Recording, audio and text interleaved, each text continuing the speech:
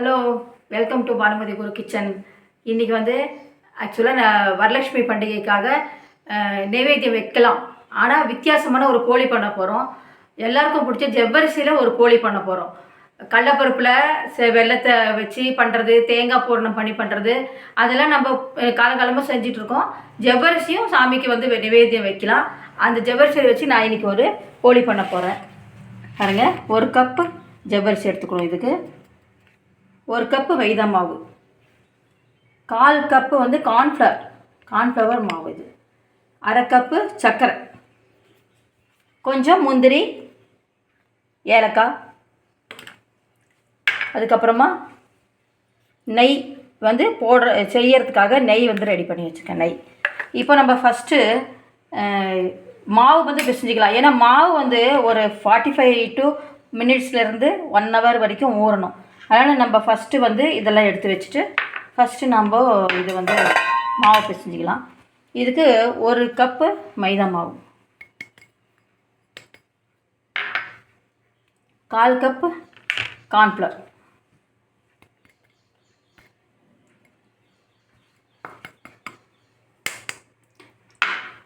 அதுக்கப்புறம் கொஞ்சம் salt, pinch salt போதும். இது மேல் மாவுன்றதுனால ஒரு பிஞ்ச் சால்ட் போட்டாச்சு. இப்போ வந்து இது கொஞ்சம் லைட்டாக தண்ணி விட்டு கெட்டியாக மாவு பிசைஞ்சிக்கலாம். கொஞ்சம் அளவுகள் கம்மி தான் செய்கிறேன். நம்ம நிறைய வேணும்னாக்க நம்ம அதுக்கு தகுந்த மாதிரி செஞ்சுக்கலாம். கொஞ்சம் மாவு கெட்டியாக பிசைஞ்சிக்கணும். இப்போது நல்லா மைதா மாவும் கொஞ்சம் கார்ன்ஃப்ளவர் மாவும் மிக்ஸ் பண்ணி மாவு பிசைஞ்சு வச்சாச்சு. இதை வந்து நம்ம கொஞ்சம் நேரம் ஊற விட்டுறலாம். இது வந்து நல்லா இந்த மாதிரி கொஞ்சம் சாஃப்டாக பிசைஞ்சு வச்சுட்டு இதை நம்ம வச்சுட்டு நெக்ஸ்ட்டு அப்படியே ஸ்டார்ட் பண்ணலாம். நெக்ஸ்ட்டு மாவு பிசைஞ்சு ரெடி பண்ணி வச்சாச்சு. இப்போ நெக்ஸ்ட்டு பூரணத்துக்கு ரெடி பண்ணலாம். இது வந்து 1 கப்பு, இதே மாதிரி 1 கப்பு அளவுக்கு ஜவ்வரிசி, அந்த மைதா மாவு நல்லா கோபுரமாக எடுத்துக்கிட்டேன். அதுலேயே வந்து இது வந்து 1 கப்பு ஜவ்வரிசி எடுத்து வச்சாச்சு. இதை வந்து நம்ம நல்லா பொரியாக வறுத்துக்கலாம் ஃபஸ்ட்டு. ஏன்னா இது வந்து நம்ம நல்லா பொடிச்சிக்க போகிறோம். அதனால் 1 நிமிஷம் நல்லா வறுத்தோம்னாக்கா நல்லா பொரியாக ஆக ஆரம்பிச்சிடும். இது வந்து நம்ம பொரியாக வறுத்துக்கலாம். இப்போ ஃபஸ்ட்டு நல்லா பொரிஞ்சாச்சு. நல்லா பொரிய விட்டு நல்லா பொரியணும்.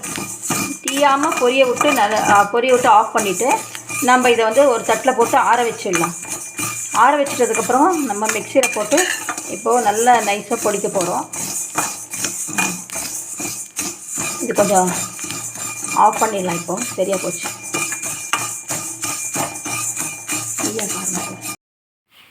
ஜவ்வரிசி நல்லா ஆறியாச்சு. நான் மிக்ஸி ஜாரில் இப்போ போட்டிருக்கேன். இதை வந்து நல்லா நைஸாக பொடிச்சிக்கலாம். இதில் ஃபஸ்ட்டு கொஞ்சம் நெய் போட்டு முந்திரியை கொஞ்சம் பொரித்து எடுத்துடலாம்.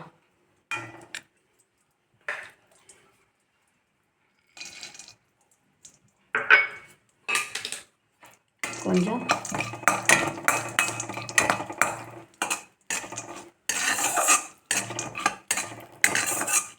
முந்திரியை கொஞ்சம் லைட்டாக செவக்க விட்டு எடுத்துட்டோம்னாக்க நெக்ஸ்ட்டு அதுலேயே வந்து நம்ம இந்த சுகரை வந்து இதில் சேர்க்கணும்.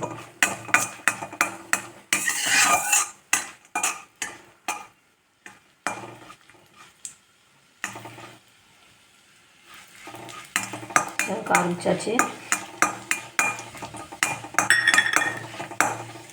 வந்து இதெல்லாம் எடுத்து வச்சுக்கலாம். இதில்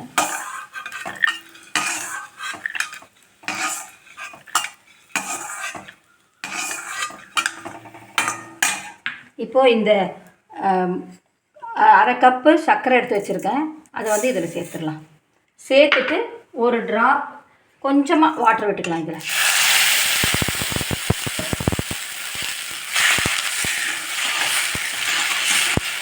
இது நல்லா கரையட்டும்.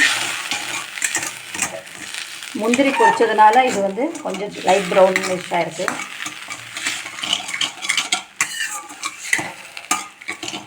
நல்லா கரைய விட்டுட்டு நெக்ஸ்ட்டு வந்து அந்த நல்லா பாருங்கள் மாவு மாதிரி அந்த ஜவ்வரிசி வந்து நல்லா பவுட்ரு மாதிரி நல்லா பவுட்ரு ஆகிருக்கு. இதை வந்து நம்ம இப்போ இதில் சேர்க்க போகிறோம். நல்லா கரைஞ்ச விட்டு இதில் நம்ம இந்த சுகர் நல்லா கரைஞ்சாச்சு. இப்போ இதில் வந்து நம்ம தேவையான அளவுக்கு ஏலக்காய் பொடி போட்டுக்கலாம். இதில் ஏலக்காய் பொடி போட்டாச்சு. இப்போ வந்து இந்த ஜவ்வரிசியை பொடிச்சு வச்சுருக்கோம் இல்லைங்களா, இதை வந்து சேர்த்துக்கலாம். கொஞ்சம் கொஞ்சமாக சேர்த்து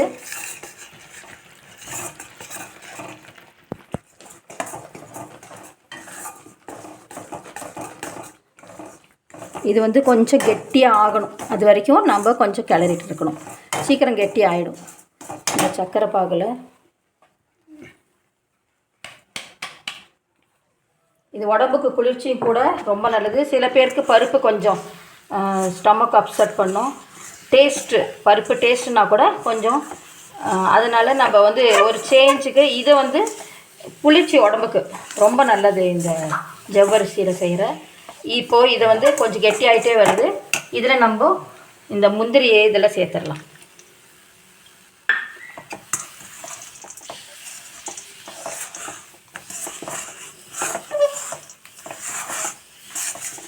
நம்ம விட்டோம்னாக்கா இன்னும் கொஞ்சம் கெட்டி ஆகிடும். இப்போ வந்து ஓரளவுக்கு கெட்டி ஆகிடுச்சு.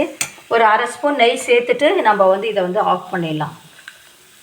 நெய் எதுக்காக சேர்க்குறோன்னா நம்ம வந்து அந்த நல்லா நம்ம இது ஈஸியாக அந்த இது பிடிக்க வரும். அதனால் நம்ம இது செஞ்சுட்டு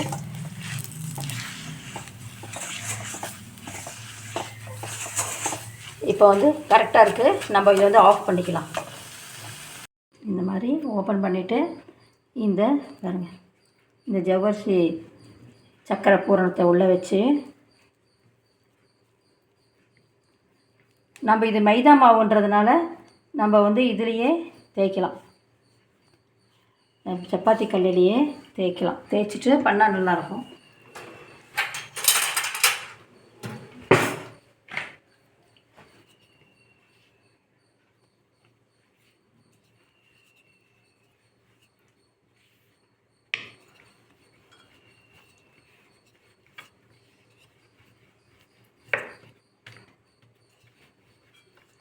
கொஞ்சம் மாவு கொஞ்சம் அதிகமாகவே தொட்டுக்கலாம். ஏன்னா கரெக்டாக வரணும். அதனால் கொஞ்சம் அந்த இது வந்து கொஞ்சம் ஹார்டாக இருக்கிறதுனால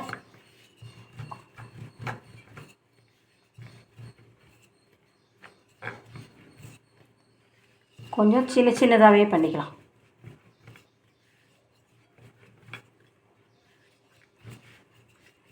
நம்ம இப்போது ஸ்டவ் பற்ற வச்சுட்டு கொஞ்சம் கல்லை காய விட்டுடலாம்.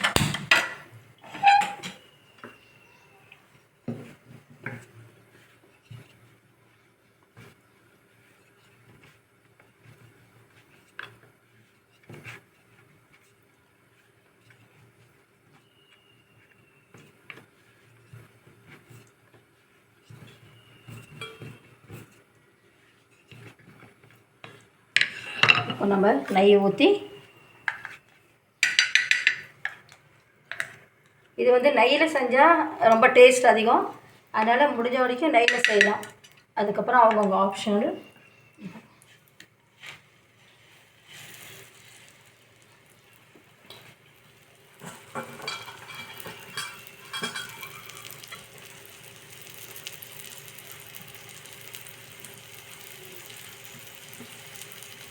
ஜவ்வரிசியில் போளி வந்து இது வரைக்கும் யாராவது செஞ்சுருந்தா சொல்லுங்கள்.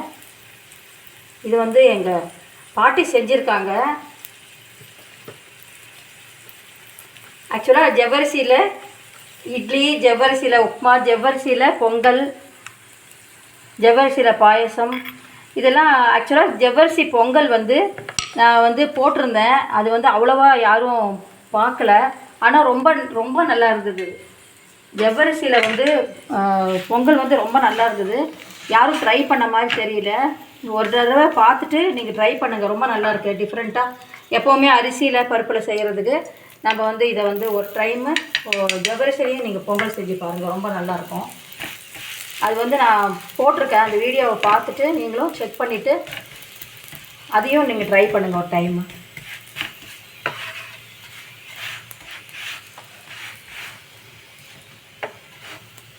உடம்புக்கு வந்து குளிர்ச்சி. இது வந்து ஜவ்வரிசி பாருங்கள், நல்லா ஒயிட்டாக சூப்பராக ஆகிட்டுருக்கு, ரெடி ஆகிட்டுருக்கு.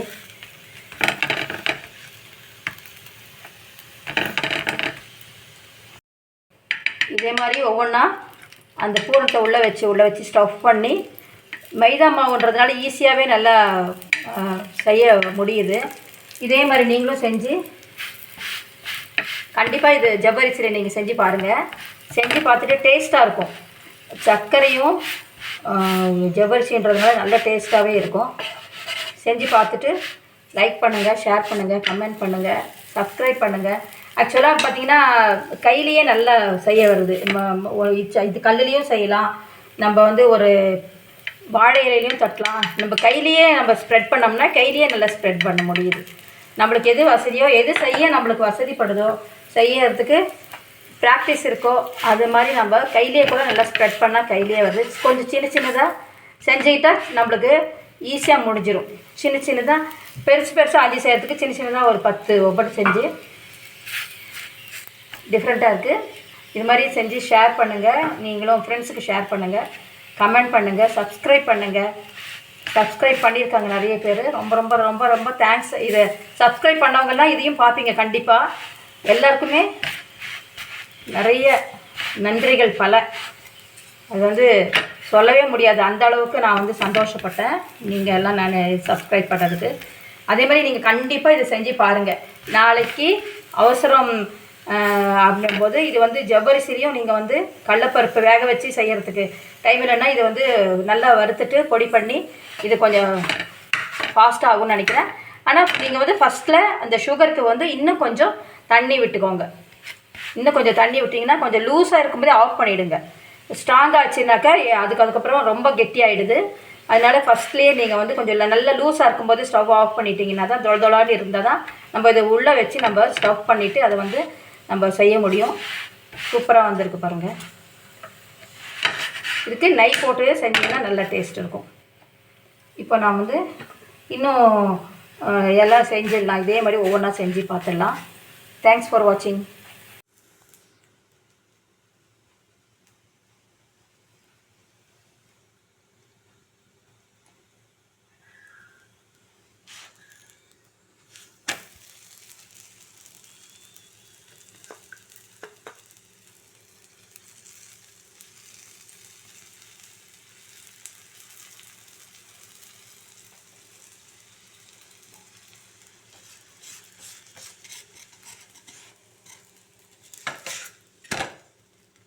சூப்பரான ஒரு ஜவ்வரிசியில் போளி, ஒரு டிஃப்ரெண்ட்டான உள்ள ஸ்டஃபிங் வச்சு நம்ம போளி ரெடி பண்ணியிருக்கோம்.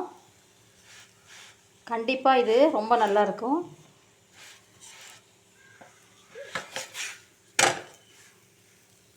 இதையும் நீங்கள் ஒரு டைம் ட்ரை பண்ணுங்கள்.